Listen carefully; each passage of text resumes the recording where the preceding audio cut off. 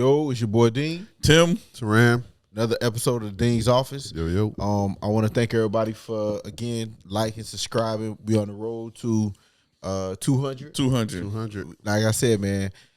I think we know at least 200 people. That's a shame. No, we know all of us together. We know more than 200 people. That's the man, problem. But it's okay though. Yeah, it's okay. because I got like 1,500 Facebook friends. If you cut that down to really people just following, boom, boom. So I probably got like 150 myself. That's I interact with. But you know the crazy thing, a lot of us have the same friends, so we gotta. If you look at it on Facebook, a lot of us have the same people. Yeah, that's what I'm saying. You know how many family members we got? We got because mommy got 10 brothers. 6 siblings, and God knows how many children. And then they got how many kids they got. Then daddy got about 6 siblings. How many kids they got? Yeah. They got Grant. Like, yeah, man, we got enough to have 200. But but we gonna stay patient and continue to keep pushing. For the ones that do listen and enjoy us, we gonna continue to do that. And stay focused. I wanted to bring up something. I know we ain't discussed this pre-show, but I just wanted to say it's Holy Week, and I just want people to take time. I know this is probably gonna drop sometime around. Who knows? Who knows, right? But I just wanted to just let people know. You know what I'm saying? I think it's important that people do something for Holy Week. You know what I'm saying? If you of the Christian faith, Yeah, and just if you're not sure, it's just the week leading up to Easter. Or most people say Resurrection Day. Yeah, Resurrection. I'm sorry, yeah, you're right. Resurrection Day. Resurrection Day. Let's do something to, I don't want to say honor, or I don't know what the appropriate word is. Worship. I think the biggest thing is about sacrifice because of what Jesus did for us, and He sacrificed His life for us. So why not sacrifice something? That's why some people do the 40 days of Lent. That's why they do the 21 days Daniel fast. Mm-hmm. So we just ask everybody to try to do something to just give a sacrifice. In Jesus' name, not to show anybody, but in Jesus' name. Yeah, keep it to yourself. You don't have to tell nobody. Okay. All right. So we got to, like we do every week, we got a good one. So let's get started. Yo.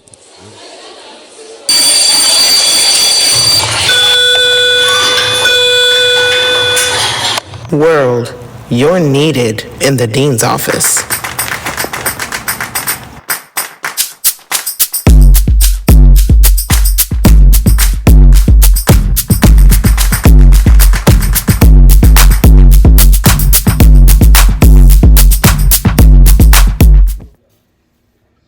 Yeah, so like I stated before, we have a good one. We kind of want to focus on an event that happened. I think it happened like 2 weeks ago. As you can see in our background, we have Jonathan Major, where he was accused of. Who's Jonathan Major? So Jonathan Major, as you know, he's the villain or the antagonist, right? That's how it is. That's what it's called when you tell the story. With Creed 3. And he did a couple of things. He did what's the show with the Love Country or something like that. It was pretty good. He's a good actor. He haven't people know him, but he wasn't on the rise yet. To where when he got in Creed, because of his appearance, I know he had some issue with the way he was dressed. They thought it was too feminine. I think it's not Ebony. One of those magazines. He did a spread and put a replica of one of these anime characters, and some people took offense to it because he looked a little feminine. He was on the rise. He was doing a lot of interviews with him and Michael B. Jordan. And then 2 weeks ago, you had it where he was accused of assaulting a woman later to know to be his girlfriend. And the lawyer released some texts where the communication where the young lady in question said that it was her fault. It wasn't. He didn't do anything. She told the police that that it was a misunderstanding. He was trying to help her. They sent out a whole text of that communication and reading and what I wanted to kind of discuss. We're reading the response to what they posted. A lot of people were saying that's what abusers do. They blame themselves. They victims, not abusers, victims. So the victims blame them. Thank you for the correction. So the victims, they blame themselves. They feel like nothing was proven by the text message, just showed a pattern behavior, and it kind of, because he got a couple of ads pulled too, it kind of took away from hit the rise that he was going. My kind of question is, what do you think in that situation, and as far as what did you see the text message? What do you think, and so forth? I didn't click on the text message story. I saw that it was released, but I kind of strode past it. Because before You don't care? no, it wasn't that. It was because the lawyer said that he's going to be exonerated. All this is a big misunderstanding. We're already talking to the police. So I thought it was just, okay, it's just another case of, somebody saying, okay, something happened when they really didn't. So I didn't really take it. I didn't really look too much into it. But my initial thoughts were, what I thought was interesting was when reports like these happen, people usually jump to conclusions already, like the sponsor. You pick a side. Yeah, you pick a side already when you don't know exactly what happened. You get what I mean?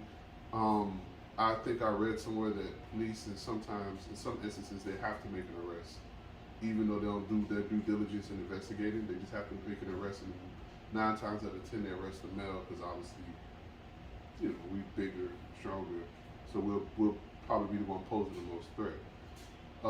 So that was my thing. What I thought was more interesting was people just jumping to a conclusion and not understanding exactly what happened in that instance. And I think we do that a lot in America, not gathering the facts, just painting our own picture before all the facts come out. So that was my initial reaction. And I feel the same way, because a lot of times they want the shock factor, right? And one of the biggest things is because of who Jonathan Major is and who he is, like you said earlier in the opening, how on the rise he's on Marvel, he's on so many other movies. So he's on Marvel? Yeah, he's the villain in He's Kane the Conqueror, and what's the movie?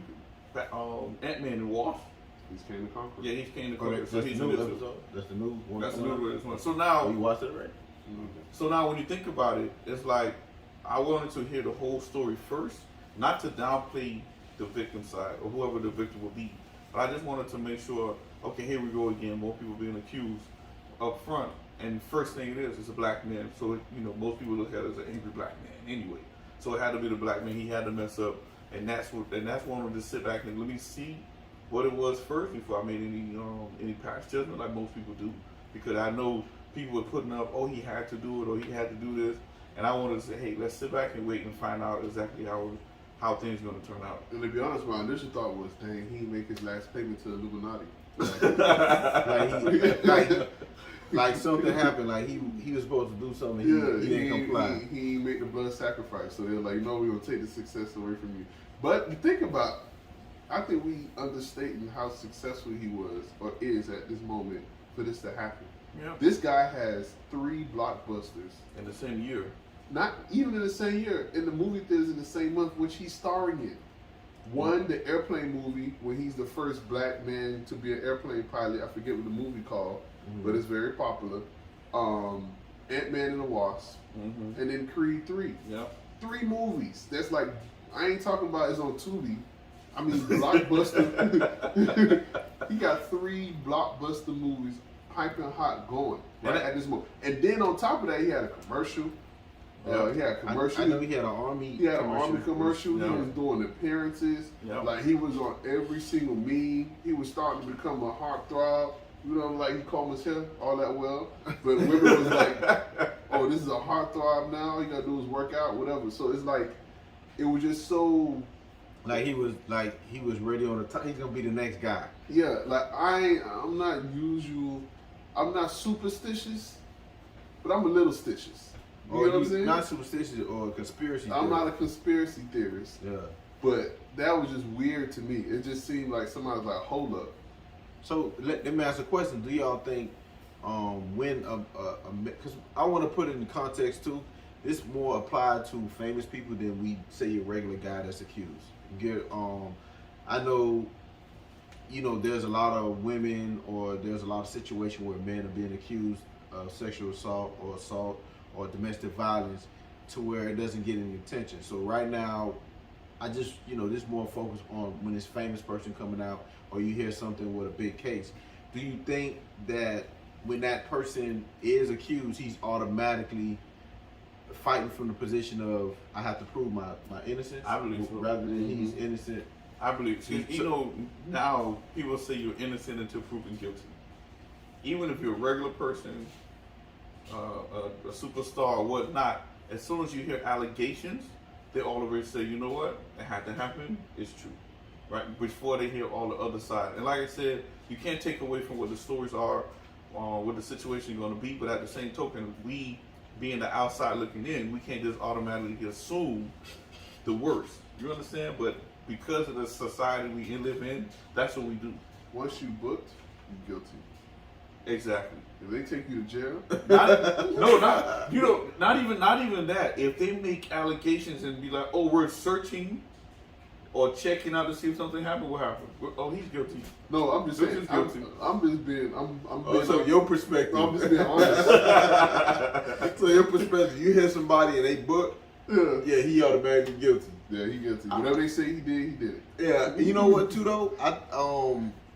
I feel, to be honest with you, I feel like it's, again, I know there's a lot of cases where men are being accused and they're wrong and proven, but I do feel like when you are accused, you put yourself in some type of situation, like Deshaun Watson. When the smoke is fire. Yeah, like not, and again, I don't even mean that you did something wrong, because it could be misunderstanding.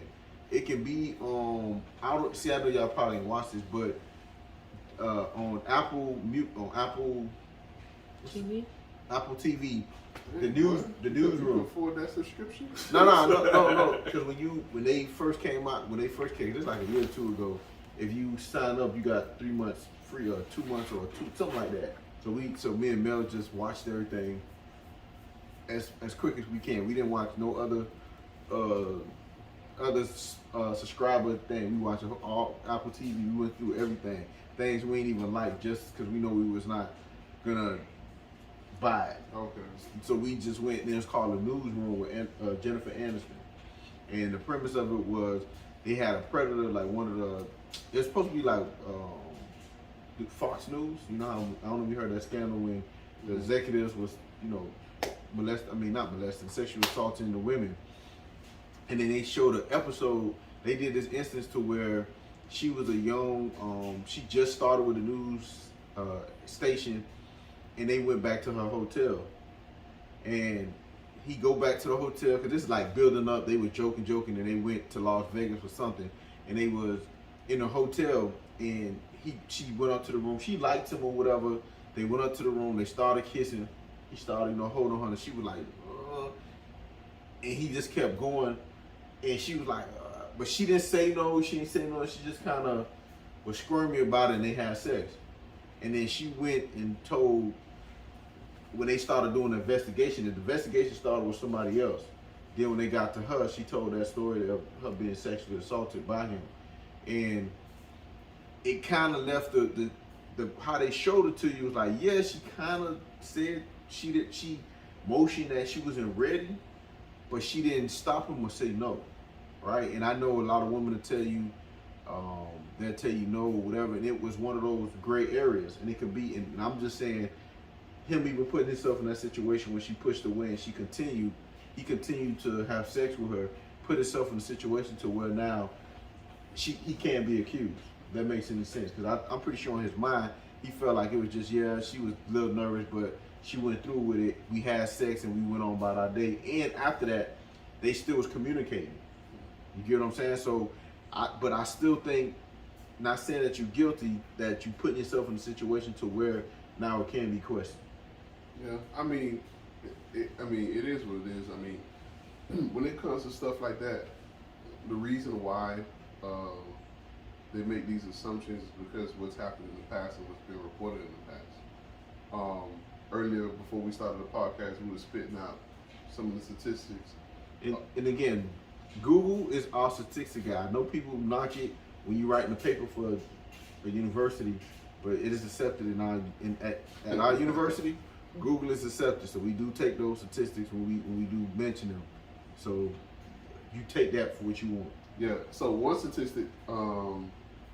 So one of the things we was curious about was whether or not, which group, which population was most at risk for domestic violence. One of the things that came up obviously was women. 85% of women, 85% of the cases of domestic violence are women. Specifically, women between the ages of 18 to 24 are most commonly the ones who are abused by one of the domestic partners, right? Obviously, young in love, arguing, you don't know how to train your emotions, whatever the case may be. But one of the things that was shocking to me was when I asked the question about ethnic group, because like you say, everything about race, right? Everything about race I had to ask, and I'm sorry that I did. According to a report from the NYC.gov, OCDVF. So basically, Just say Google. It's Google, but specifically that's the source, OCDVF.gov NYC. Basically, they said black females were almost 6 times more likely to be a victim of domestic violence from an intimate partner compared to their white counterparts, and it was 4 times for the Latin community. And I was just I'm wondering like why that is. You know what I mean? Like, and that was sort of shocking to me. Like, because think about it, in our culture, if they say, "Oh, we grew up with single fathers," whatever the case would be, the person that raised us is single mothers. Single mothers. The person that raised us is our mother. So you would think you would, when you get in a relationship with a woman, you'd be like, "Oh, this is like what my woman is." But it seems like we're in a lot of, I mean, I don't know. That was kind of baffling to me. Yeah, I think when it goes back to it again, it shows how much we value or devalue our black women, right? So we feel like we believe that we can treat them any and all kind of way, even though we have a mother. But we notice that our mothers, some single mothers, go through something of how that man treated them that way. So we figure in our minds, we can probably treat them the same way. Hey, let me ask you a controversial question. Go ahead. Do you think it's because black women are more likely to speak their mind and be a little bit disrespectful? What? Because they speak in that? No, hey, I'm just asking the question. No, it's true. I think what it is, it's a good question because most of the time when we look at most African or black females, if they speak their mind, we consider them being disrespectful. We consider them being, how can we say it? We don't PG, so how can we say it? No, go ahead. The reason why I asked that question, right? Because I'm trying to get to the root of domestic violence, right? So obviously we haven't seen every single domestic violence case in the world. We saw the statistic where at least 10 women per day is hospitalized, not just domestic violence cases, hospitalized due to domestic violence. So obviously it's something that's rampant and it goes on no matter what race it is. But I'm just trying to zero in on this one and just understand why is it that it's higher in the black community. I don't know if it's, I think I understand statistics a little bit.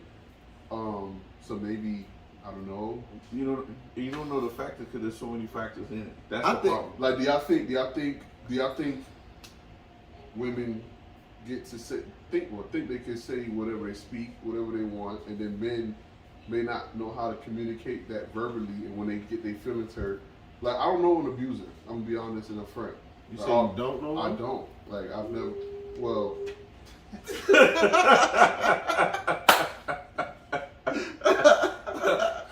Might want to recant that statement.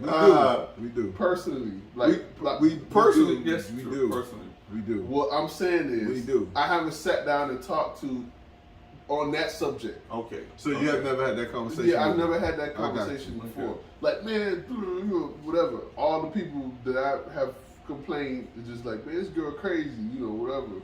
And they just complain. Like, they would take it too far or whatever the case may be. So I'm like, do y'all think,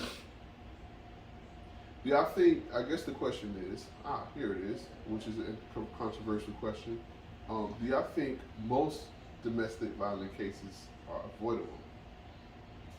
Or you think the victim is the victim, you should be able to do whatever you say, there's no way that you can improve your situation and not be So I'll jump in just kind of. So I get what you're trying to say. Again, it's not controversial if you're really trying to ask a question, because if you do listen to a lot of the podcasts or you listen to a lot what's going on social media, there is a conflict between men and women, especially black men and black women. Yes, I think there is a small part of it where you have black women are raised to be independent, are raised to be strong, are raised to be self-sufficient, and also be able to care for others. That is something that they're trained, and that's something they're taught based on the fact that you do have homes where a lot of the fathers wasn't present. So the mother had to do things on their own, and it kind of showed that example of that. And I think when you challenge somebody, and I think that's a real thing. So if me and you get in a confrontation or a disagreement, and you challenge a person, because oftentimes I think that what we have as men, we have this complex to think that because we men, we should be leaders, that you should be listening to us. So we have the old way of thinking, but we're not doing the things that we need to as far as responsibility to earn that right to have the traditional way of a man. So when you have that aspect, you have some men, I say weaker men to where a female challenged them, which they're probably going to run into when you do run into a woman that has to do everything on her own. She was independent. She was raised and taught that way. So now when you have that engagement, you are going to get that challenge. And I think a big thing with men, we're not able to express our emotions and feelings. So the communication for us is physical violence. Think about when you get in confrontation with a guy, it's automatically you posturing in a way to where we gonna fight. There's not no sit down and say, yeah, you're right, man, brother, we need to figure this out. I think that's part of it, where you have on the men's side the inability to have the communication to express how they feel without showing some type of physical force, because that's what we as men feel like determine us being men. And then you have on the women's side where you have them willing to challenge a man because they were raised to fight for yourself, be strong, be independent. And I think that's a conflict. Not saying either side is right or that's an excuse to have some type of domestic violence. I think that does play a role in, because there's no one reason why there's domestic violence, because everything happens for a reason. And you do have some cases where it happened at one time and never happened again. You do have oftentimes when they do it once, it's gonna be to a point where they can continue to do so. So I think there's no one reason, but I don't think you should get any flack or not be afraid to challenge. Yeah, is it because the women does challenge them? You know, you gotta look at both perspective of it, because the same way, I'm not saying it's the victim's fault. We just kind of want to understand to see what both sides could do to kind of prevent it. And I think if you're trying to look at it, let's try to look through the eyes of the abuser, right? A lot of those people who are abusers. You want me to be an abuser right now? Or look through the eyes of the victim? Once again, look through the eyes of the abuser. You want me to be the beater? Right? Okay. Think about it. Most of these abusers focus on the weakness of the people that they're with. Whether it's a man over the woman or the woman over the man. They find that weakness and they prey on it. That point. So I'm not justifying what they're doing. I'm just trying to say, most of the time we look at what the victim is doing wrong, and we don't focus on what the abuser is doing wrong, and what got them to that point, to that place where they feel like it's okay to verbally assault somebody or physically hit somebody, right? I know you talk a lot of times, but we don't know what happened in their background, what they're growing up. All these things can help them get to the point where they are, and I think that's what an abuser needs to start doing, is sit back and do like a self-evaluation. Why do I get upset? And my first way I get upset, I want to downgrade this person who truly loves me, or I want to hit this person who truly loves me. And I think that's what we need to start focusing on. Okay, how can we prevent this abuser from continue doing this act? Because once at a time, they might leave this one young lady or guy, however you want to put it, and move on, and it's going to continue happening. So I in my mind, when it comes to the victim aspect, it's like, now that's another one of self-evaluation. What is this person really true to me, and why am I so committed to being committed to this person, even though this person's treating me like trash? So let me ask you, I think just to bank on that, I think oftentimes it's difficult for someone to understand why a victim or someone that's being abused stay in a relationship. And I think that's one of those stigmas to why they kind of keep it to themselves, because they know they will be judged, because in your mind you think it's just simple as leaving. Yep. And I think that's something too that we kind of got to explore, to where we support those people, even if we know, because oftentimes we hear, because in those relationships we hear, the ones we hear, Terrell, where it have happened and we said, and I said just leave, and they continue to engage in that type of relationship. So let me ask you a question. Let me throw a scenario at you. Let's say you and You want to do the swoop? yeah. Okay, go This ahead. is a scenario I'm throwing at you. I gotta catch it.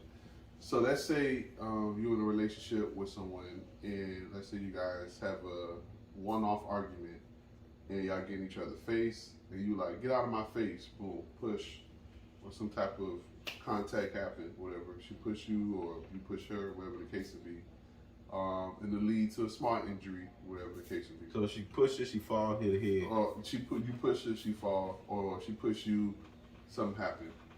I know y'all love each other. It was a one-off thing. Would y'all excuse something like that? Do y'all think scuffles happen in a relationship? I think it's all about patterns, right? For me, if that happened, I know something wrong. It's like, okay, this is not the person I know, because there's no way that a person who truly loves me will put me in a danger where I'm getting hurt, right? No matter how upset I make that person, no matter what's going on in their life, if they truly love me, they're not putting their hands on me. That's how I see it. Man, I get what you're saying about the person. I would be thinking about myself. If I'm ever in a relationship and she's abusing me, my pride will be so mad at myself that you allow somebody to abuse you. I think I wouldn't even worry about you love me. I would leave, because it's no way I'm gonna stand there and let somebody assault me or hit me and then be like, okay, I know they love me, they just need to work. My pride, I would leave just based on pride. But sometimes, And I won't tell y'all. So just sometimes, I was studying just in this past minute that the reason why people stay is a few reasons, both emotional and economical. So the reason why repeated abuses happen is usually in I don't want to say lower class. That's the Bro, say lower class. lower socioeconomic. All people. Yeah, Low socioeconomic. the lower tax bracket people. They say it's because the person usually is sort of tied to their partner economically. You know what I mean? When we're sharing this house together, if I move, I'll be out in the street, I'll be struggling, and whatever the case may be. We got kids. Yeah, we got kids, whatever the case may be. And they also said there's other physical, not physical, emotional things too. Like you don't want to be the reason or seem like you're the reason that a relationship failed. So if y'all arguing and the person got that mad at you, you might be someone who's self-conscious and thinks it is me, I am annoying, I do whatever the case may be. That's the reason. It's like you try to justify the actions or whatever the case may be. So to answer my own question earlier that I posed, would I stay? I think, to be honest with you, in those type of situations, it is to each his own. Man, bro. So you gonna tell me? So you hold gonna on. tell me? You tell me? So if you're in a relationship, right? Here's another thing. Like to me, we had an episode about this a year ago on the podcast. Probably to this day, it was probably one of our second or third episodes where y'all asked me what was my deal breakers, and I told y'all cheating was my deal breaker. It don't matter what the hell happened. You know what I'm saying? Domestic violence is not my. It's not a deal breaker for you? Now, if you hit me over here with a pipe, I'm on the floor bleeding. Like you just tried to kill me. Yes, I'm gonna leave. You get what I'm saying? But if we, come on, man, and we boom, bam. Like that happened with you and your boys, like that. You know what I'm saying? Like that happened you and with your your boys friends. totally different than you and your wife. Why? Why is that different? Because you trying to tell me, and y'all take it how y'all take it. Ain't no way they gonna sit right in my spirit, letting a girl beat up on me. I know. My pride won't. My pride won't even let me allow that, bro. Like I would literally have a problem with being able to. I couldn't even lay back in the bed with her. I couldn't even, boy, I couldn't even come around you because like, bro, you trapped. Dog, I hope, man, I got dudes from elementary that tried me, and I still hold on to that. Mel tell you too. Every time I see Buddy or see him, I be like, I remember that time with Boom Boom. You get what I'm saying? So I think, to me, bro, I couldn't, dog, because now it's like I can't even tell. It's I not can't. very Christian of you, sir. I know it ain't Christian of me, but you would have to. No, see, I have to do anything. Like I told you before. Even you don't have to. Yeah, God said, Jesus listen, literally said, turn the other cheek. Listen. Let's not take this out of context. Yes, he said this. Yes, he said love thy neighbor as you love yourself. But he also not saying keep yourself in a situation that is dangerous for you. It's not. It wasn't a dangerous situation. But she just pushed you on the ground. But listen to what I'm saying. Listen, but think about it. If it, like you said, if it happened one time, maybe whatever. Depending on y'all relationship, y'all know the type of person. Y'all know how it is. But I'm talking about those other individuals who constantly goes through it. You know, Terrell just talked about some statistics. I'm sorry, Teran talked about some statistics on why people stay, right? Mm-hmm. And most of that rely back on how the abuser focus on or go after the victim's weakness. Mm-hmm. You understand? All the time. And that's what they focus on. So I know if I had the household money, I'm going to make sure you're not working. Oh, you don't got to work. I'll take care of you. Because now you're solely dependent on me, right? When it comes to anything, go this way, go that way. You know what? I'm going to help you out. I'm going to take this part. I'm going to make sure I take care of this so you don't have to worry about anything. I got you. Mm-hmm. So now you're so, like, when it's time for them to leave, you're like, man, if I leave, man. But then that same person come like, oh, she the type of person that loves flowers. She's the type of person that loves somebody to say I love you, to give him a hug and stuff. And what you think the abuser gonna do? Do that as well. Hey, you know what I do hate? Yeah. I hate when a beautiful girl is being abused. What? Why is that different from an ugly beautiful? So ugly girls can get hit? Dog, I'm not saying ugly girls will get hit. Uh-huh. What I'm just saying is, listen, I'm a big believer on when you have certain skills or skill sets or certain things. Again, beauty is hard to have, maintain. So I feel like when you beautiful, oh my God, beautiful people get hit too. Yeah, that's what I'm saying. It bothers me when I see beautiful people get abused or get mistreated. It's like, you beautiful, walk away. Ugly people I can understand, because when you ugly, you got to get what you can get. You know what? It ain't no, you know what I'm saying? This dude does not. Hey, you get what I'm saying? Like the views and the beauty on the comments like tomorrow's these. It's not reflecting on the No, but what I'm just saying is, when you a little bit ugly, but I get what you. When you a little bit ugly, you know your resources are a little limited. So therefore, it's like. Can I nice it up for you? You hate to see women with a lot of potential wasted away being in an abusive relationship when they can have anything that they want, but they settle for something that's potentially dangerous for them. Is what you're saying? Yeah, ugly. Beautiful women and ugly women. Okay. Yeah, like when you beautiful, man, it's some things you can't tolerate, dog. All right, so I got another question to throw at y'all. Let's say we're friends. Well, let's say we're brothers now. Let's say we are brothers. I mean, we brothers, right? Uh-huh. Let's say one day I come to one of our tapers. Hey man, boy, I had to slap up Kate, man. She burnt my macaroni or something like that. Or I had the whatever bone. She tried me, right? Uh-huh. What y'all doing in that instance? My name Marvin. What is it? My name. What's one of them ones? Bennett. My name Bennett. I ain't in it. Nah. I think because of me, my person, I'm gonna ask first. Go check and see the cake, all right? Seeing everything she could, check on to see how she's doing. She answered the phone and be like, everything okay? No. I'm calling because your husband just told me something. And then I'm gonna check you though. I'm gonna check you like, listen, this is not how you're supposed to act. I'm suggest you need to go to anger management. You need to do all stuff because I don't want that to happen again, right? And that would be my first move. Like first I say you straight, you good. Is she alive? Because you're a big dude and you always keep talking about how big you are. And ladies need to let them know that you bigger than them. So I'm gonna check you up, make sure you good. Like I said, I call Kate, check her up, even if I have to drive over there to check on her. But eventually, I'll push you to go get some type of help.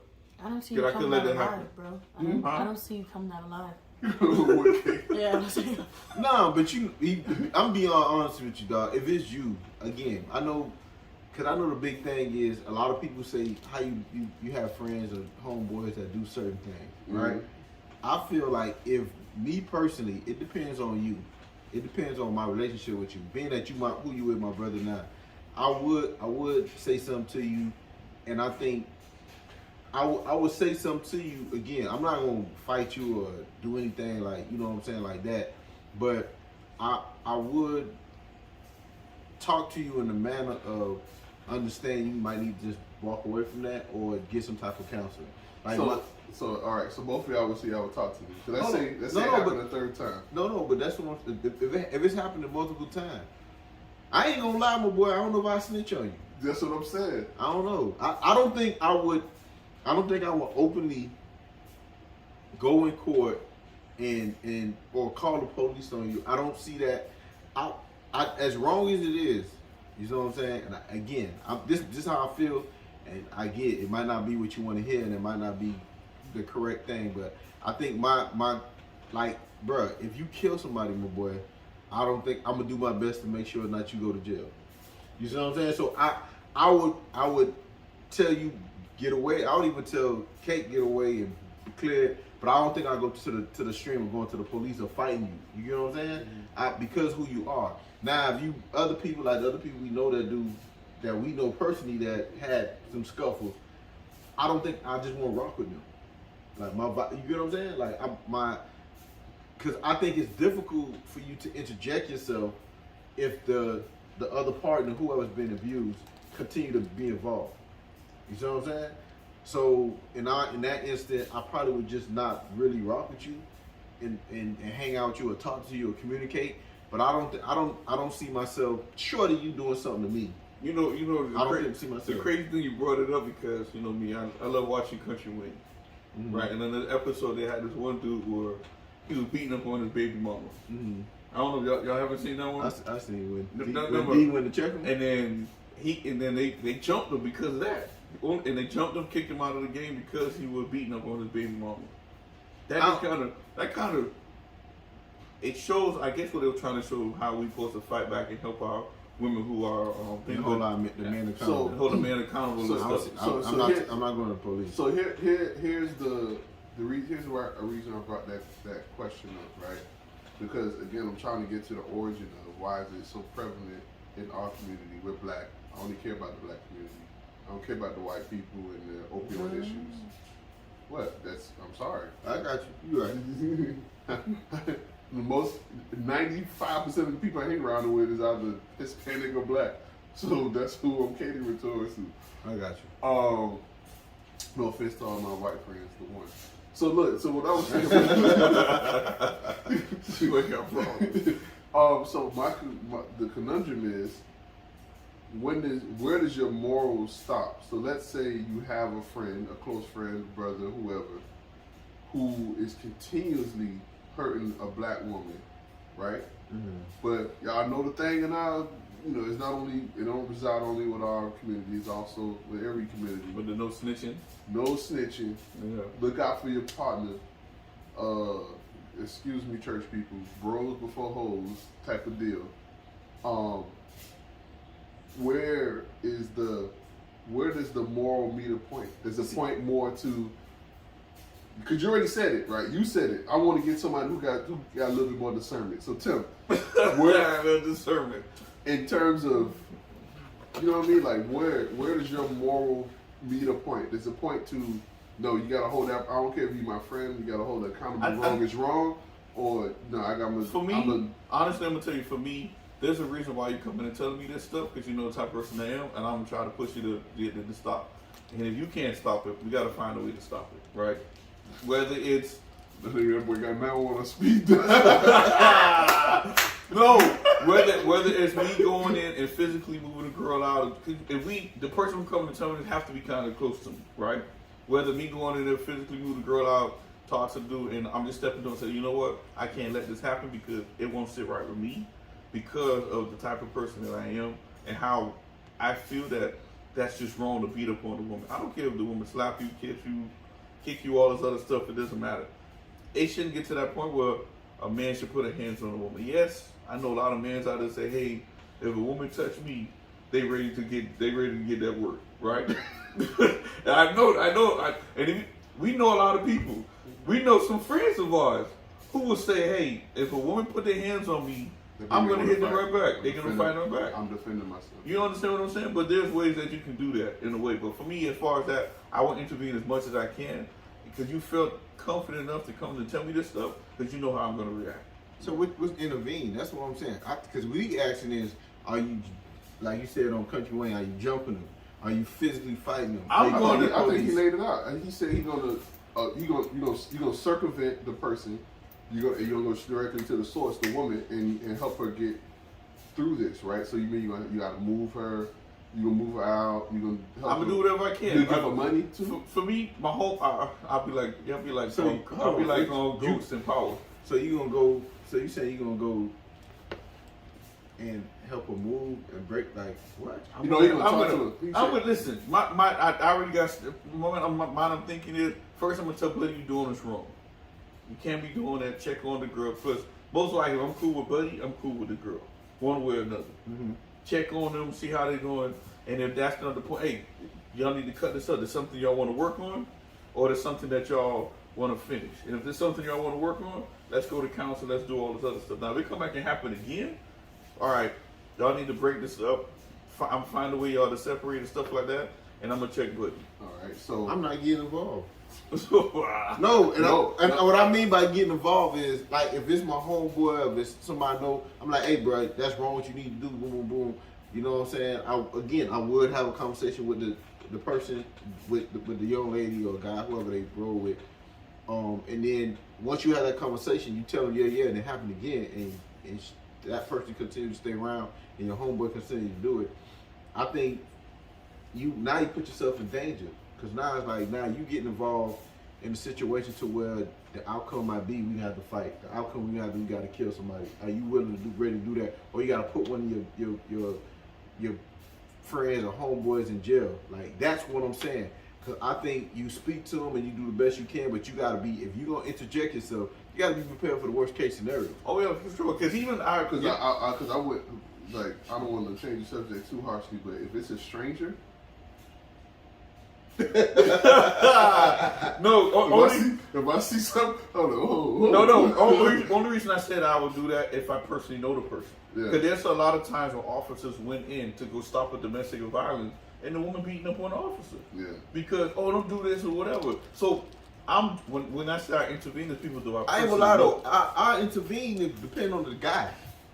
Oh, if you look small? Yeah! I'm like, them the ones that carry, especially with this law. Nah, we gonna have that, boy gonna have that pistol too. No, I mean, you out in public. Yeah, I'm gonna have that pistol so too. I'm about to check that boy. I'm about to check that boy. You coming from Pembroke Lakes Mall, you walk to your car in the parking lot, and you see two people arguing, and the guy slap the girl, say get in the car, and she get in the car. You gonna walk over like no.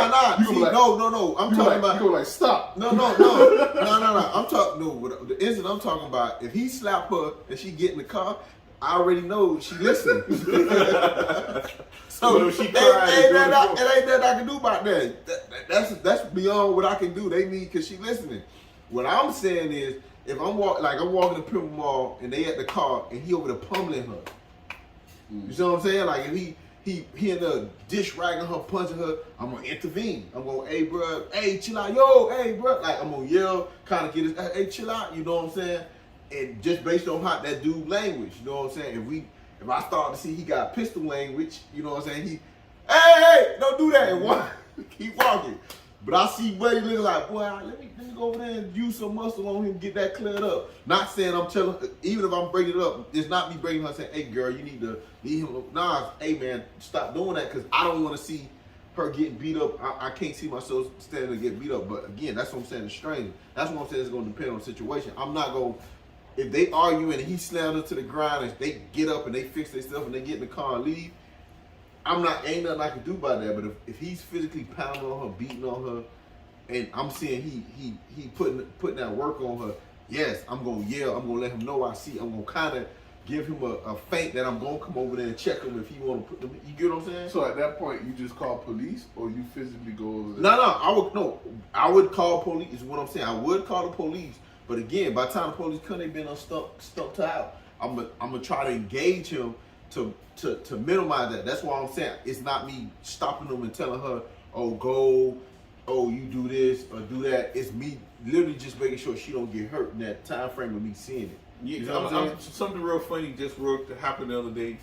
I was pulling up, driving up not too far from your house, and to our house, and you know that spot that's over there next to the what we call it, the farm store. Mm-hmm. It was this couple in the car. I saw them arguing, arguing with each other, and they was getting ready to cross over, and They was walking. no, they was in the car, Okay. getting ready to cross over, and I'm hearing it, blah blah blah blah blah, and then all of a sudden, the door opened, the lady jumped out, and just started walking, and the guy was like, blah, blah, blah, blah, blah. And then I guess they were going to the same house. He drove, and the lady was just walking. Yeah. So I mentioned that as the mess. I mean, that's the verbal part what happening, but The car was moving when she jumped the out? car was moving when she jumped out of the car. Oh my God. So I can't intervene then because it's like she jumped out of the situation. She know how to handle it, and obviously she done this before. If you were single. You understand? And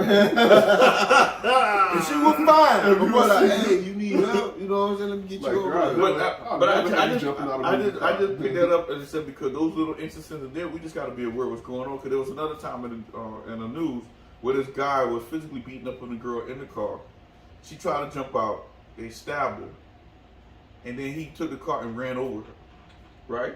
So it can get to that extreme. But it's like at one point, like you said, at one point Like she that, jump in and do it. but that's what I'm saying. Like if I somebody that graduated the year before. no, but that's what I'm saying. Like that instant when I see that, if I see her brother and they pieced out, he run room, like I would literally follow the car and make sure the police know where he going so he get caught. Yeah. You see what I'm saying? Like I would do the best I could without putting myself in that situation because again, I don't know them, know the situation. I already know sometimes you get in that and they going back to what it is, so you don't want.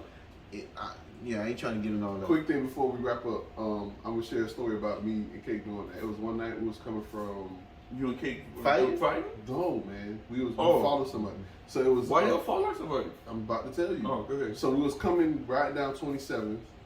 It was late at night. I don't know where we was coming from. I think you know how long ago this was? We was coming back from a Christmas party when my company had Christmas parties. We was coming back from a Christmas party. It was late. It had to be like 1, 2 o'clock in the morning. So we driving and a car zoomed past us, like going 100 down 27. And then it got to 183rd, and you wait for the light. Zoomed past, went down 199. Went down 199. Me and Kate like, dang, that's crazy. What's wrong with that guy? Anyway, driving, boom. We get to the turnpike intersection. Y'all know what I'm talking about on 199? Yeah. We get to the turnpike intersection, accident. One car flipped over, one car in the bush. The car that was speeding was kind of like the wheel was busted, but he was still like rolling. It just looked like it just happened. So the car that was rolling that we knew was speeding started going.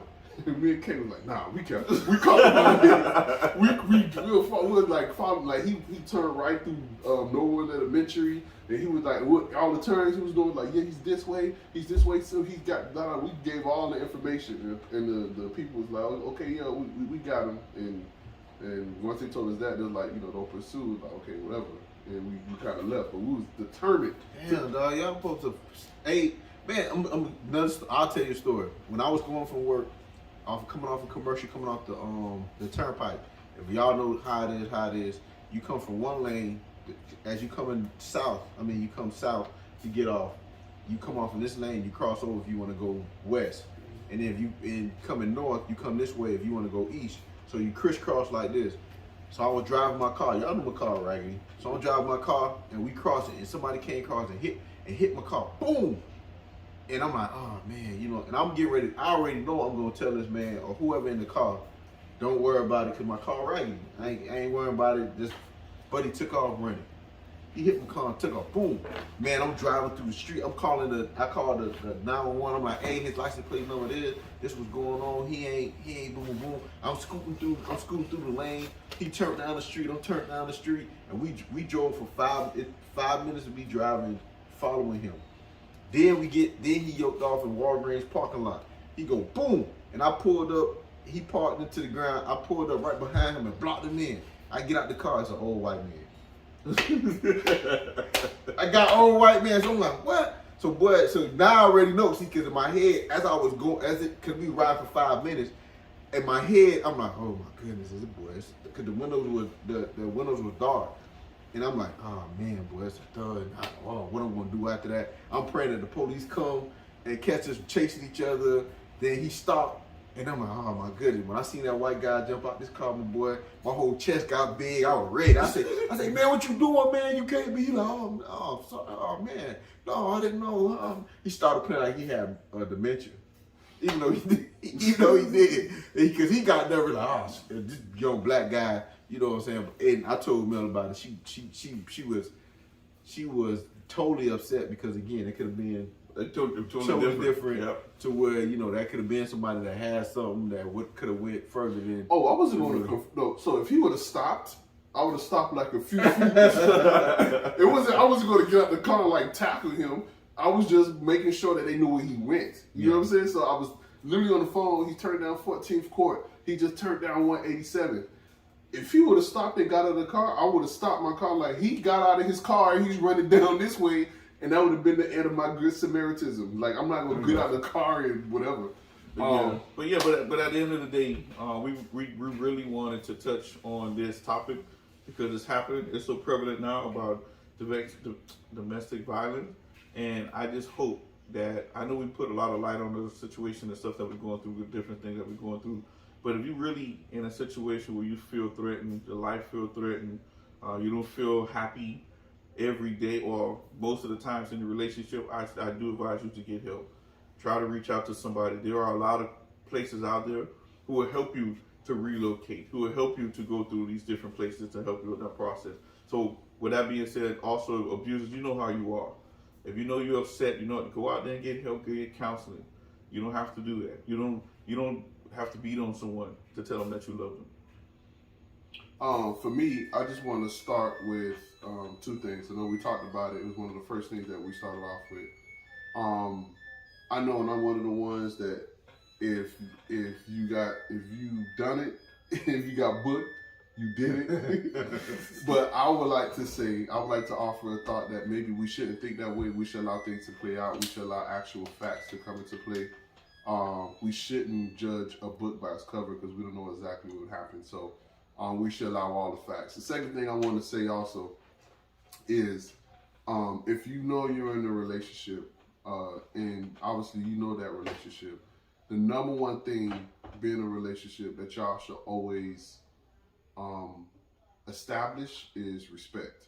Understandably, people get upset. Understand people have emotions, but never cross that line because once you cross the line, there's another line.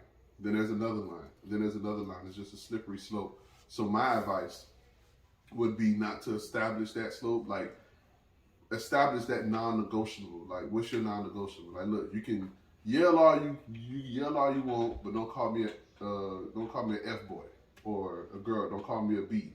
Like, you know what I'm saying? Don't talk about my mama. Don't get in my face. Don't slap my face. Don't embarrass me in front of friends. Like, whatever that non-negotiable is that makes you feel lesser than, establish it. And if it is crossed, stand on it and leave that relationship.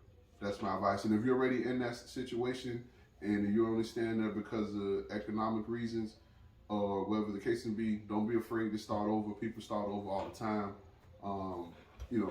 And if it's because of, feelings or whatever the case may be, make sure that you really understand, the people that's around you. Like, would you stay in that relationship would make the people around you feel sad if something was to happen to you or to die. Like we said earlier, an average of 10 women a day are hospitalized because of domestic abuse. Don't be a part of that 10.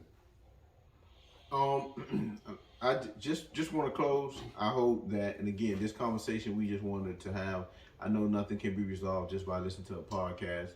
It takes you yourself kind of focusing on and understanding where you're at in your relationship. Mm-hmm. I just wanted, it's something that we talked about, we observed, and we wanted to, share it with our listeners. So I appreciate. You got the domestic abuse number? Yep, right. So I just want to appreciate everyone for taking the time out and listening to us, and I hope that what we said or we talked about was helpful. And if we did say anything that you felt that was disrespectful or you felt was ignorant or you wanted to comment, we take our feedback. Again, we don't know everything. We just do our best to provide you with the conversation that we have amongst ourselves. And also, before we close out, just want to give you the hotline, domestic violence hotline number is 800-799-7233. Again, that's 800-799-7233. And then you can also text start to at 88788. And again, that's text start to 88788. So again, I want to thank y'all for listening. And this your boy Dean. Tim. Teran. You got another episode of the Dean's Office. Yo. Yep.